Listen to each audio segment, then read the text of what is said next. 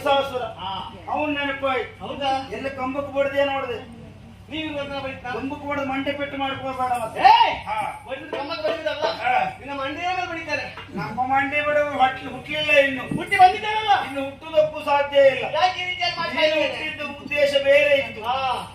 ಕಾರ್ಯಕ್ರಮ ಬಂದಿದ್ದೇನೆ. ಹೌದು. ನಮ್ಮ ಅಪ್ಪನ ಆರಾಧಿಸಿಕೊಂಡು ಬಂದವ ಘೋಷಿಸ್ತಾ ಇದ್ದೀಯ. ಈಗ ಅಪ್ಪನ ಮಾತನ್ನು ಇಲ್ಲಿವರೆಗಾಗಿ ತಂದೆ, ಇಲ್ಲಿಯೇ ಬಿಟ್ಟೆ. ಇದೀಗ ಮಗನ ಮಾತು. ಕಾರ್ಯಕ್ರಮ ಬಂದಂತ ನನಗೆ ನೀ ಹೆಚ್ಚಲ್ಲ. ಬದುಕುವ ಆಸೆಯನ್ನು ದೇವರನ್ನು ಬಿಟ್ಕೊಳ. ಇಲ್ಲ ಸೇರ್ತಿಯ ಬಡ್ದು ಓಡಿಸ್ಬೇಕಾ? ಅಂಡ ಮಾಡಿದ್ದೇನೆ. ಅದು ಮುಂದಿಡು.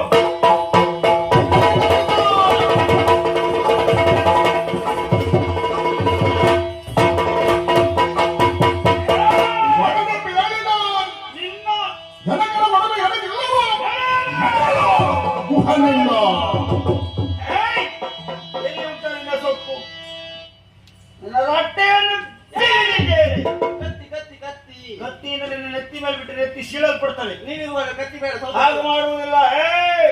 ಬಂಧನವಿಸ್ತೇನೆ. ಬಂದನು ಬಿಡಿಸಿಕೊಂಡವ್ರಿಗೆ ನೀನು ಅಪ್ಪ ಬರಬೇಕು. ಅಪ್ಪ ಯಾಕ ಹಾ ಇನ್ನು ತೆಗಿಲಿಕ್ಕೆ ನಾನು ಒಬ್ಬ ಸಾಕು. ಬರ್ತಾನ ವೀರಭದ್ರ ಬಂದವರು ನೋಡ್ಕೊಳ್ತೇವೆ. ಹೌದಾ? ಯಾರೇ